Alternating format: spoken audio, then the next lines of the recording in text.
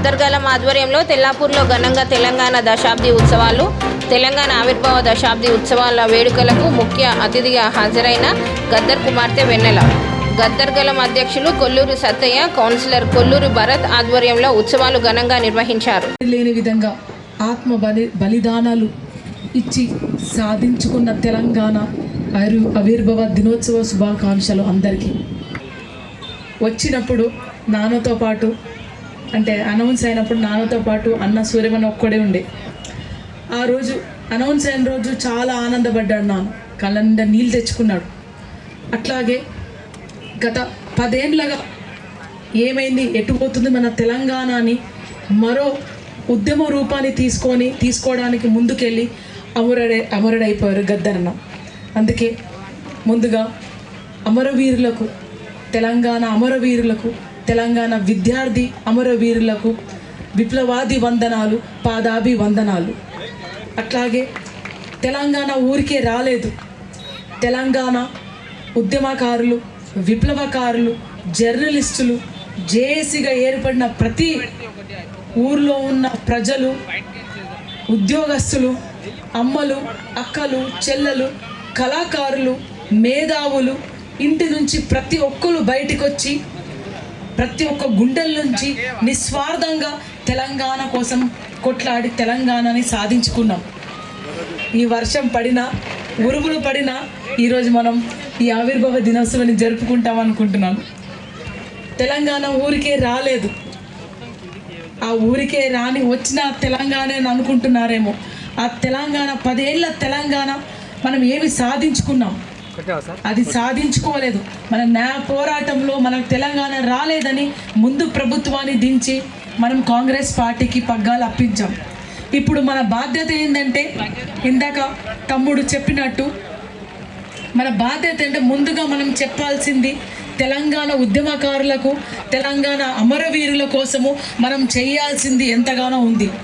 ఈ వేదికపై నుంచి మన సత్తన్నకు, భరతన్నకు, మన వేదిక మీద పెద్దలకు అందరికీ నేను రిక్వెస్ట్ చేస్తున్నాను ఏంటంటే, ఇప్పుడు మనకు అవకాశం వచ్చింది కాబట్టి మనం ఒక లిస్ట్ చేసుకుందాం. ఆల్రెడీ ముందున్న లిస్ట్ కాకుండా మన అమరవీరుల కోసము, ఉద్యమాల కోసం కష్టపడిన వాళ్ళ కోసం ఒక లిస్ట్ చేసి మన తరఫున ఒక రిప్రజెంటేషన్, గద్దర్ గలం తరఫున ఒక రిప్రజెంటేషన్ ఇవ్వాల్సిందే కోరుతున్నాను. ముఖ్యంగా అచానతలో కూడా నిర్ణయించినటువంటి సభను జయప్రదం చేయడానికి చేసినటువంటి కార్యకర్తలందరికీ, ఇక్కడ వచ్చినటువంటి వాళ్ళందరికీ నా పాదాభిమానం తెలియజేస్తూ, మిత్రులారా, ఇవాళ నాడు ఈ రాష్ట్రంలో తెలంగాణ శబ్దం, ఈ తెలంగాణ శబ్దం ఏదైతే ఉందో, ఇవాళ నాడు పాలకులు ఏ విధంగా ఆలోచిస్తున్నారో, ఏ విధంగా ముందుకు పోతున్నారో, మరి గత 10 సంవత్సరాల నుంచి తెలంగాణను ఎక్కడ నెట్టేసిర్రో ప్రజలు ఆలోచిస్తూ ఉన్నారు. ఆలోచన చేసి ఒక తన్నిదంతే మూలకు పోయినటువంటి ఇవాళ టీఆర్ఎస్ సర్కార్ పోయి ఎక్కడ ఉందో మనందరికీ తెలుసు. కాంగ్రెస్ ప్రభుత్వాన్ని తీసుకొచ్చింది. కాంగ్రెస్ ప్రభుత్వం ఆలోచించాల్సిన అవసరం ఉంది. ప్రజలకు సుపరిపాలన అందించాల్సిన అవసరం ఉంది. ప్రజలకు సామాజికమైనటువంటి న్యాయం చేయాల్సిన అవసరం ఉంది. రాజ్యాంగ పరిమితులను కాపాడవలసినటువంటి అవసరం ఉంది. లేదా ఈ దేశంలో పాలకులకు ఎలాంటి గతి పట్టిందో ప్రభుత్వాలకు, పాలకులు ఒక గతి తప్పదని చెప్పేసి ఈ సందర్భంగా తెలియజేస్తూ ఉన్నారు. మిత్రులారా, గద్దరన్న బతుకుంటే ఇవాళ నాడు ఈ తెలంగాణ లోపల ఆయన ప్రజలను జాగృతం చేసేటటువంటి కార్యక్రమాన్ని ఆయన శ్రీకారం చుట్టేవాడు. మరి ఆయన బతుకున్నంత కాలంలో ఆయన ఇవాళ తెలంగాణ మేము తెచ్చినామని చెప్పేసి చాలామంది వాళ్ళ వెర్రి కూతలతోని ప్రజలను నమ్మియాలని చెప్పేసి ప్రయత్నాలు చేస్తున్నారు. కానీ 1997 నల్గొండ ఉద్యమంలో గద్దర్ ఒక మాట చెప్పిండు, నేను తెలంగాణకు నేను గోసి గొంగడేసుకుంటున్నా, గజ్జ కడుతున్నా, తెలంగాణ గ్రామాలను జాగృతం చేస్తానంటే గద్దరన్నకు ఒక్క మరుసటి నెలనే ఆయన మీద కాల్పులు జరిగినాయి. బెల్లి లలితకను 18 తుగుడలు నరికిండ్రు. మా రోజు వీరన్నను మాయం చేసిండ్రు. ఇలాంటివంటి పాలకులను మనము రాబోయే రోజులల్లో వాళ్ళ కుట్రలను కుతంత్రాలను అర్థం చేసుకొని ఈ అమరవీరులను 1969 మొదలుకొని ఇప్పటి వరకు నిజాయితీగా ప్రజా ఉద్యమం చేసి తెలంగాణ తెచ్చినటువంటి అమరవీరులు అయితే ఎవరైతే ఉన్నారో ఆ అమరవీరులను వాళ్ళ ఆశయాలను ఈ రాబోయే తరాలకు మనం అందించవలసిన అవసరం ఉంది. రాధాని సత్తయ్య గారు మాట్లాడుతూ పచ్చిపులుసు గురించి బిర్యానీ పేదోళ్ళ బిర్యానీ అని చెప్పినాడు. సో ఇక్కడి నుంచి తెలంగాణలో జూన్ 2వ తారీఖు తెలంగాణ ఆవిర్భావ దినోత్సవం ఎట్లా జరగాలనంటే బోనాల పండుగ లెక్క జరగాల. ఈ తెల్లాపూర్లో ఇక్కడి నుంచి మనం నిర్ణయించుకోవాల్సిన విషయం ఒకటి ఉన్నది. ప్రతి సంవత్సరం ఇక్కడికి మన తెలంగాణ వంటలతోని ప్రతి ఇంటి నుంచి ఇక్కడికి వచ్చి ఇక్కడే కూర్చొని భోజనాలు చేసి గద్దరన్నకు నివాళులు అర్పించి ఈ తెలంగాణ అమరవీరుల రక్తాల నుంచి ఏర్పడిన ఈ తెలంగాణ దినోత్సవాన్ని జరుపుకోవాల్సిన అవసరం బాధ్యత మన మీద ఉందని తెలియజేస్తూ మంచి ఎల్లిపాయ కారం, పుంటికూర, గుడ్డుకూర అంటే ఆంధ్రలో గుడ్డుకూర కాదు, గుడ్డుకూర అంటే ఆంధ్రలో గుడ్డును ఉడకబెట్టి అలా పులుసులు వేసుకొని తింటారు. కానీ మనం ఎట్లా ఉల్లిగడ్డలు కట్ చేసి గుడ్డును వలగొట్టి అలా వేసుకొని తింటాం.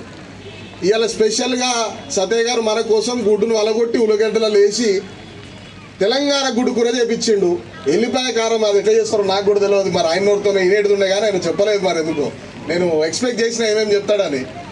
అట్లాగే పచ్చిపులుసు కాపించిండు. గరం గరం ఉన్నది. మన ఉద్యమ స్ఫూర్తి నిలబెట్టుకొని వర్షంలో ఇంతసేపు ఆగి ఈ సభను విజయవంతం చేసినందుకు వేడివేడిగా మనం పచ్చిపులుసుతో అన్నం తిని పోదాం.